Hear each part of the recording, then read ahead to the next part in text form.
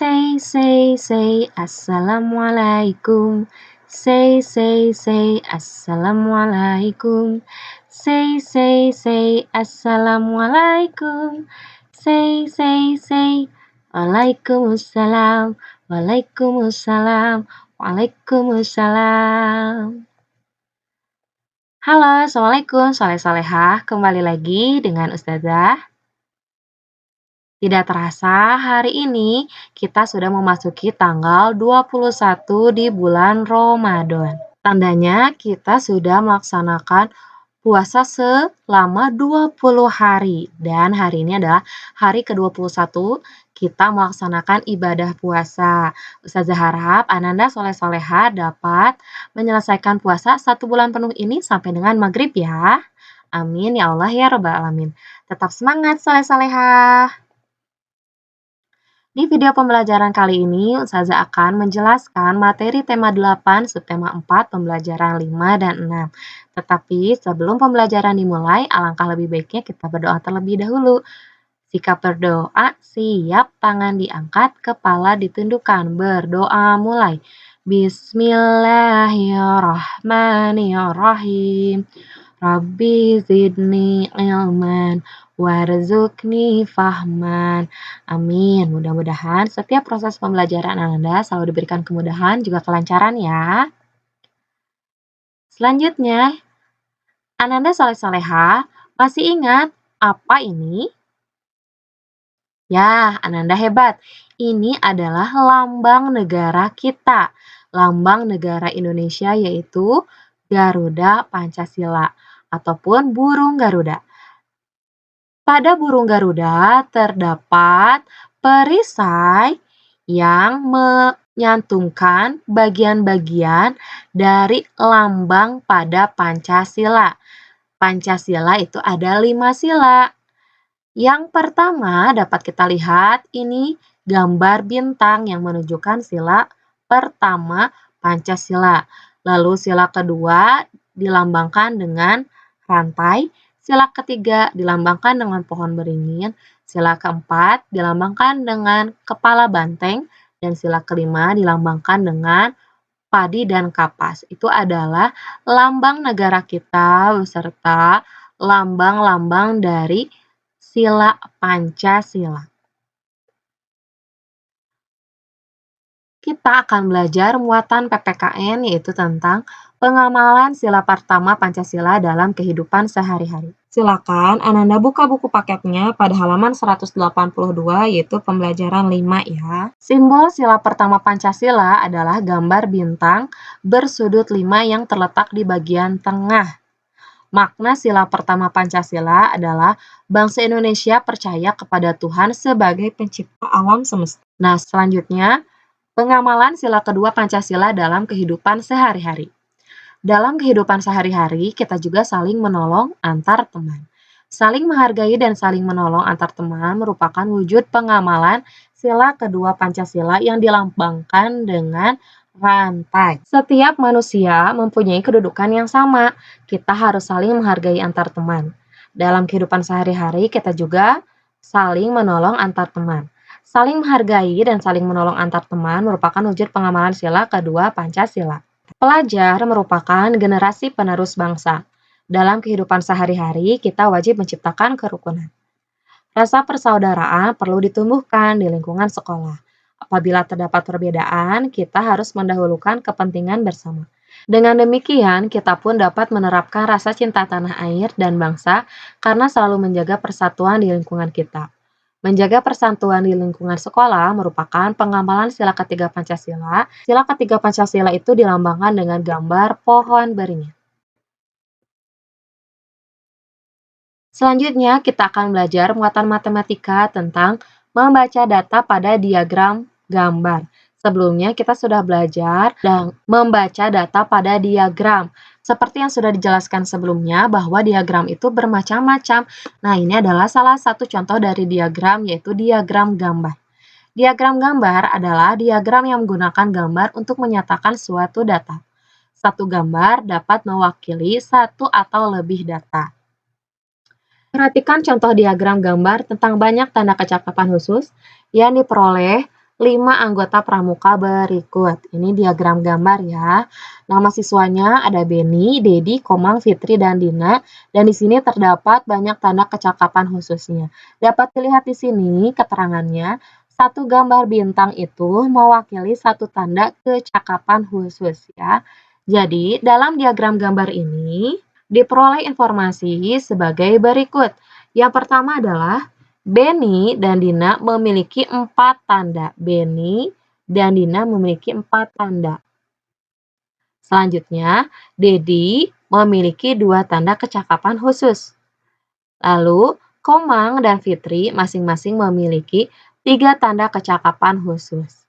Nah, ini adalah data atau informasi yang dapat kita peroleh dari diagram gambar. Selanjutnya, pada buku paket Ananda halaman 185 terdapat ayo berlatih dengan soal sebagai berikut. Di sini kita akan kerjakan bersama-sama, silakan siapkan pensil dan penghapusnya. Jangan lupa Ananda tulis jawabannya ya. Silakan Ananda perhatikan diagram gambar berikut ini. Sebuah kegiatan pengumpulan sampah yang dilakukan anggota pramuka menghasilkan data beragam jenis sampah sebagai berikut. Ini diagram gambarnya. Dapat dilihat di sini terdapat jenis-jenis sampah. Ada sampah botol, sampah plastik, sampah kertas, dan sampah kardus. Beserta banyaknya di sebelah kanannya ya. Lalu ada juga keterangannya bahwa satu gambar ini ya, bahwa satu gambar ini mewakili 3 tong sampah. Berarti apabila sampah botol terdapat 2 gambar, maka 2 dikalikan 3. Jadi 2 dikali 3, karena satu gambar ini mewakili 3 tong sampah, 2 dikali 3 sama dengan 6. Selanjutnya ini, sampah plastik ada 1, 2, 3, 4, 5. Berarti 5 dikali 3, hasilnya 15.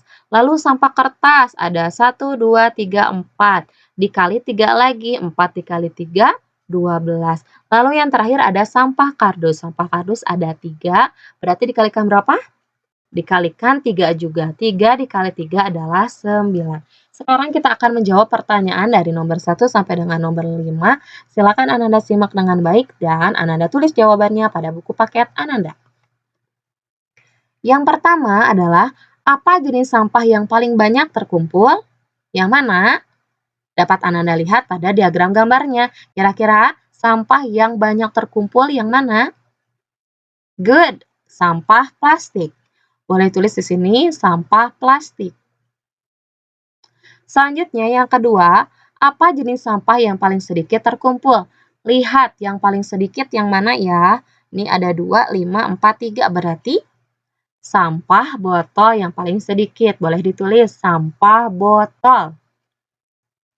Lalu yang ketiga, berapa selisih antara jenis sampah yang paling banyak dan paling sedikit terkumpul? Ini sebelumnya sudah Ustazah jelaskan bahwa selisih itu adalah dengan cara dikurangi ya. Untuk nomor 3 berarti tadi sampah yang paling banyak adalah sampah plastik sebanyak 1, 2, 3, 4, 5. 5 dikali 3, 15. Lalu yang paling sedikit adalah sampah botol. Ada 2 dikalikan 3 maka 6. Maka jawabannya 5 dikali 3 dikurangi, selisih ya, dikurangi 2 dikali 3. Sama dengan 5 dikali 3, 15, dikurangi, dipindahkan. 2 dikali 3, 6. 15 dikurangi 6 sama dengan 9. Selanjutnya soal nomor 4.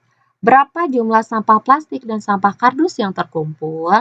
Jumlah berarti menggunakan tanda tambah ya, bukan kurangi seperti selisih. Sampah plastiknya tadi ada 15, lalu sampah kardus yang terkumpul ada 1, 2, 3. 3 dikali 3, 9. Maka caranya seperti ini. 5 dikali 3 ditambah 3 dikali 3. Hasilnya 15 ditambah 9 adalah 24. Terakhir, berapa jumlah semua jenis sampah yang terkumpul? Ini semuanya dikalikan 3 ya, karena satu gambar ini mewakili 3 tong sampah. Dapat kita lihat, ini seluruhnya dikalikan 3 ya, karena satu gambar ini mewakili 3 tong sampah. Jadi caranya 2 dikali 3 sama dengan 6. Selanjutnya 5 dikali 3 sama dengan 15. Lalu 4 dikali 3 sama dengan 12. Dan 3 dikali 3 sama dengan 9. Maka seluruhnya dijumlahkan menjadi 42. Jangan lupa Ananda soleh-soleha tulis jawabannya ya. Selanjutnya kita akan belajar muatan bahasa Indonesia tentang menggambar denah. Denah merupakan gambar petunjuk untuk menemukan letak suatu tempat, jalan, dan sebagainya. Denah biasanya dilengkapi dengan arah mata angin untuk memudahkan kita menemukan tempat atau jalan yang ingin dituju. Denah tidak hanya menunjukkan letak tempat atau jalan saja, denah juga dapat kita gambar sesuai dengan fungsinya. Contohnya, kita dapat menggambar denah rumah, denah sekolah, dan denah rumah sakit. Selanjutnya, menjelaskan posisi suatu tempat pada denah. Untuk membaca denah, kita harus memperhatikan keterangan dan gambar dalam denah dengan teliti. Gunakan arah mata angin sebagai patokan. Sebelumnya, Ananda Soleh-Soleha telah mempelajari arah mata angin. Nah, kali ini Ustazah akan mengingatkan kembali tentang arah mata angin melalui nyanyian. Nyanyian tentang arah mata anginnya seperti ini. Silakan Ananda dengarkan baik-baik. Yang dimulai dari sebelah timur. Dengarkan. Timur, tenggara, selatan, barat, daya, barat, barat, laut, utara, timur, laut. Nah, itu adalah nyanyian arah mata angin. Kita ulangi sekali lagi yuk. 1, 2, 3. Timur, tenggara, selatan, barat, daya, barat, barat, laut, utara, timur, laut. Ananda Soleh-Soleha bisa menghafal di rumah dengan cara menyanyikan lagu arah mata anginnya ya. Dengan menghafal menggunakan nyanyian, Ananda mudah-mudahan dapat menghafalnya dengan cepat. Ingat, dimulai dari timur. Selanjutnya, pada buku paket Ananda halaman 187, terdapat sebuah denah. Denahnya seperti ini. Ini adalah rumah Bayu menuju sekolah beserta tempat-tempat yang lainnya. Nah, tugasnya di sini adalah menulis 5 kalimat petunjuk agar Bayu sampai di sekolah sesuai denah di atas. Jangan lupa tadi memperhatikan keterangan gambar dalam denah dan memperhatikan arah mata anginnya. Silakan Ananda lihat dan Ananda cari kira-kira posisi rumah Bayu ada di sebelah mana? Good, ini adalah rumah Bayu. Lalu, yang akan dituju Bayu adalah ke sekolah. Ini adalah sekolah. Nah, bagaimana cara menunjukkan dari rumah Bayu menuju ke sekolah? Dengan melihat tempat-tempat di sekitar beserta arah mata angin. Yang pertama, rumah Bayu itu terdapat pada jalan yang bernama Jalan Jalak. Selanjutnya, dari jalan tersebut, Bayu mengambil arah ke timur. Lalu, Bayu akan menemukan pertigaan dengan nama Jalan Camar. Ketika ada pertigaan, Bayu belok ke sebelah utara. Dari sebelah utara, Bayu belok lagi ke arah timur menuju Jalan Elang. Setelah Jalan Elang selesai, lalu di sebelah timur terdapat Jalan Cendrawasih. Dan pada Jalan Cendrawasih itu terdapat sekolah Bayu. Nah, itu adalah petunjuk berdasarkan tempat ataupun jalan dan berdasarkan arah mata angin yang menunjukkan keberangkatan dari rumah Bayu menuju sekolah. Silakan nanti Ananda di rumah pelajari kembali tentang arah mata angin dan cara membaca denah. Selanjutnya, kita akan belajar muatan PPKN kembali tentang kerukunan dan keadilan di lingkungan sekolah. Di lingkungan sekolah, kita harus ikut mewujudkan kerukunan dan persatuan antar teman. Ketika terjadi perbedaan pendapat, kita harus mendahulukan kepentingan bersama.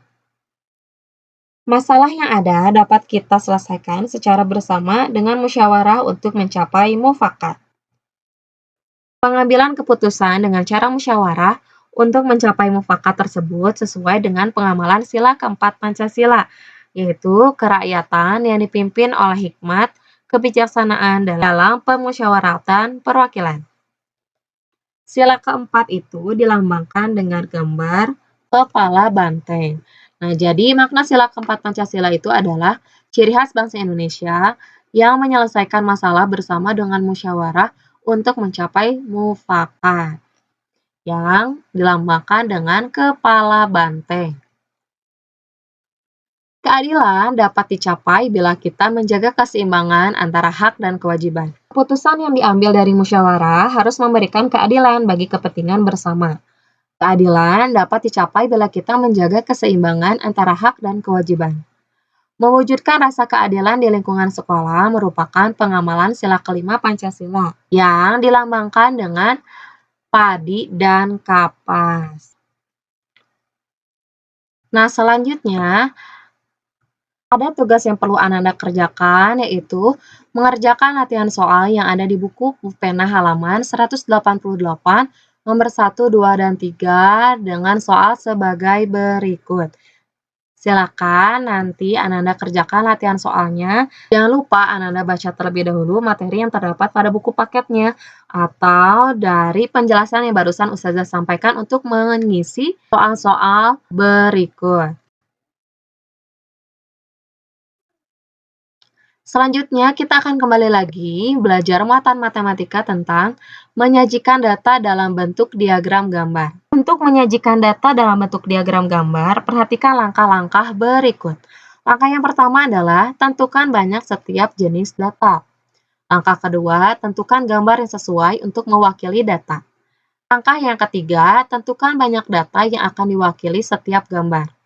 Langkah yang keempat, sajikan diagram gambar sesuai data. Perhatikan contoh berikut. Di sini terdapat tabel data banyaknya origami yang terkumpul setiap regu pramuka. Di sini terdapat nama regu, ada regu melati, mawar, dan tulip, beserta banyak origami yang terkumpul dalam hitungan buah. Untuk melati ada 15 buah, mawar ada 6 buah, dan tulip 9 buah. Diagram gambar dari data pada tabel di atas dapat dibuat dengan satu gambar mewakili 3 buah origami. Seperti berikut. Jadi, 3 buah origami dapat digambar dengan satu gambar burung seperti ini. Jadi, diagram gambarnya dapat kita tulis seperti ini. Regu melati, banyak origaminya, terdapat 5 gambar burung. Karena satu gambar itu mewakili 3 buah origami. Tadi melati itu ada 15. Jadi, 15 kita bagi 3. 15 dibagi 3 hasilnya adalah 5. Maka diagram gambarnya terdapat 5 gambar burung untuk regu melati. Selanjutnya untuk regu mawar ada 2 gambar burung karena banyak origami yang terkumpul untuk kelompok mawar yaitu sebanyak 6 buah. 6 dibagi 3 hasilnya adalah 2. Dan yang terakhir regu tulip mendapatkan 3 gambar burung karena regu tulip itu memiliki banyak origami yang terkumpul sebanyak 9 buah. Jadi 9 dibagi 3 adalah 3. Nah, ini adalah contoh dari diagram gambar berdasarkan data yang ada. Selanjutnya, pada buku paket Ananda halaman 190 terdapat Ayo Berlatih dengan soal sebagai berikut. Perhatikan data banyak siswa kelas 1 sampai 4 yang mengikuti lomba menggambar berikut. Di sini terdapat kelas 1, 2, 3, dan 4 dengan banyak siswa untuk kelas 1 sebanyak 15 orang, kelas 2 sebanyak 25 orang, kelas 3 20 orang, dan kelas 4 sebanyak 20 orang.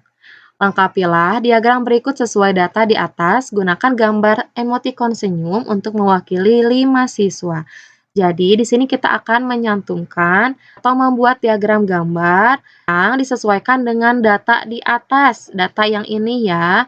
Untuk satu gambar ini, satu gambar senyum, itu adalah untuk mewakili 5 siswa. Silakan Ananda lihat, untuk kelas 1 itu datanya adalah sebanyak 15 siswa. Jadi, apabila satu gambar senyum ini mewakili 5 siswa, kita bagi jumlah banyak siswa ini dengan angka 5. Jadi, 15 dibagi 5, maka hasilnya adalah 3.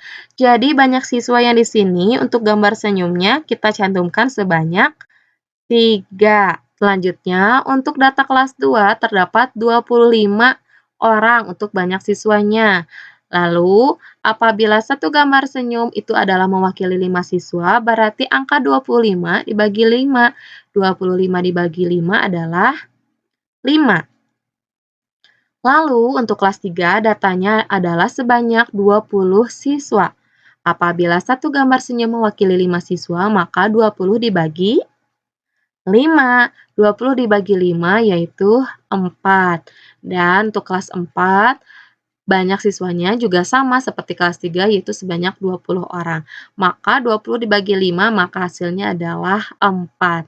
Nah, ini adalah contoh diagram gambar sesuai dengan data yang terdapat pada bagian atasnya. Silakan Ananda boleh untuk menggambar sesuai dengan apa yang Ustazah jelaskan pada video pembelajaran kali ini. Sekian materi yang dapat Ustazah sampaikan. Terima kasih. Ananda Soleh-Soleha telah menonton videonya sampai dengan selesai. Jangan lupa untuk mengerjakan setiap tugas yang diberikan ya. Sudah dulu. Wassalamualaikum warahmatullahi wabarakatuh. Dah.